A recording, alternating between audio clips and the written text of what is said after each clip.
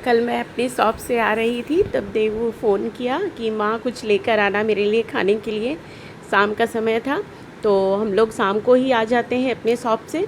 तो पता नहीं क्यों बातों बातों में ही हम लोग आ गए और हम लोग को याद भी नहीं रहा कि उसके लिए कुछ लेना है, एकदम भूल गई। इतनी टायर्ड हो जाती हूँ आते वक्त कि मतलब एक होता है ना कि समझ में ही नहीं आया। लेकिन कोई बात नहीं, लेकिन जब मैं घर पे आई तो फिर देबू ने बताया कोई बात नहीं माँ, तुम घर पे ही मेरे लिए बर्गर बना दो। तो देखिए आलू टिक्की तो ख़त्म हो गई थी, तो ये स्माइली पड़ी थी, तो मैं सोची क्यों नहीं स्माइली वाला ही टिक्की बना देती हूँ। तो हेलो, मैं यूट्यूब फैमिली ममता लाइफस्टाइल में आपका स्वागत है।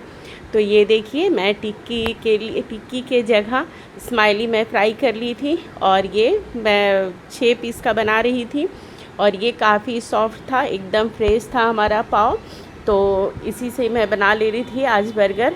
और ये देखिए एक के बाद एक सारे पीसेस मैं अलग कर ली थी, और अलग करने के बाद इसे मैं हल्के हाथों से कर ली थी। बीच में एक जो स्लाइस 2 पार्ट में मतलब कर ली थी।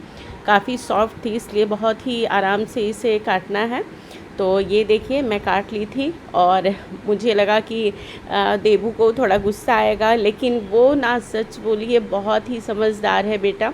तो मतलब बहुत ही कम आर्गुमेंट करता है, और बहुत ही कम मतलब वो किसी चीज़ का शिकायत बहुत ही कम करता है, जो मुझे बहुत अच्छा लगता है। कि कभी कभार होता है कि बहुत ज़्यादा मैं अगर किसी बात को भूल गई हूँ तो वो गुस्सा नहीं करता है, वो बात को समझता है कि अच्छा मतलब किसी भी कारण भूल गई होगी ये, मतलब ऐसा नहीं है कि वो बहुत ज़्यादा एकदम।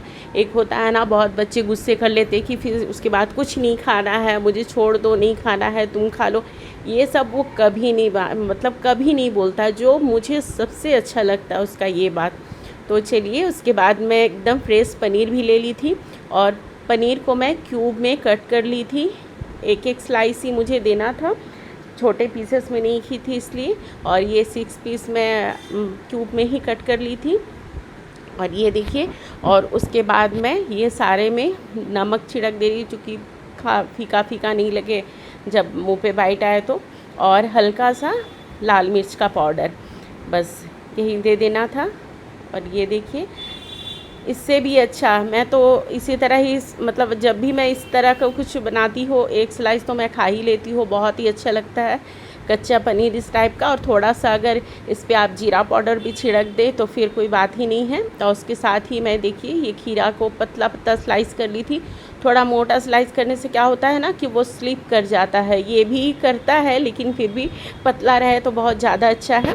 उसके बाद देखिए मैं तवा ले ली थी, और इसमें बटर दे के अब मैं सारे बर्गर वाले पाव को मैं सेक लूँगी। सेलो फ्राई जो होता है थोड़ा और सॉफ्ट हो जाता है, और ये देखिए सॉफ्ट होने के बाद उसका टेस्ट भी थोड़ा अच्छा आता है, बटर का टेस्ट आ जाता है इस पर।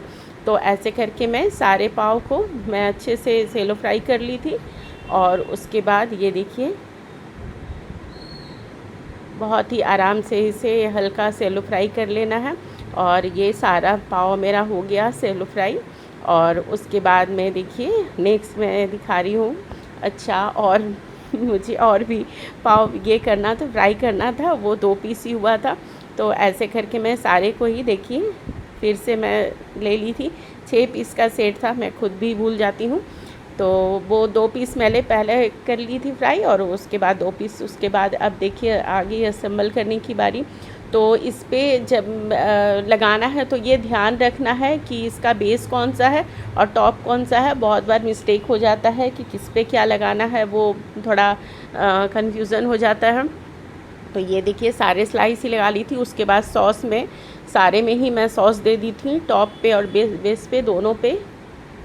और ये सारे सॉस देने के बाद में सॉस देने से टेस्ट भी अच्छा आ जाता है इसका। और इसे दे के आप हल्का सा स्प्रेड कर दें, और उसके बाद हल्का सा आप किसी भी स्पून से या फिर नाइफ़ से आप इसे आराम से चारों तरफ स्प्रेड कर दें। और उसके बाद ये सारा एक के बाद एक जो मैं तैयार की थी वो सारा संभल करना है। तो उसके पहले देखिए मैं सारे पे लगा ले रही हूँ, बहुत ही आराम से, बहुत ही सॉफ्ट हाथों से लगाना है। और ये लगाने के बाद अब मुझे सारे एक एक टिक्की डाल देना। टिक्की चूँकि बर्गर भी छोटा है और टिक्की भी छोटा है तो उसी के साइज़ का है, तो इसलिए मैं एक एक टिक्की ही दे दी थी। और ये टिक्की देने के बाद ये देखिए सारे स्लाइस पे ही मैं इसमें टिक्की दे दी हूँ।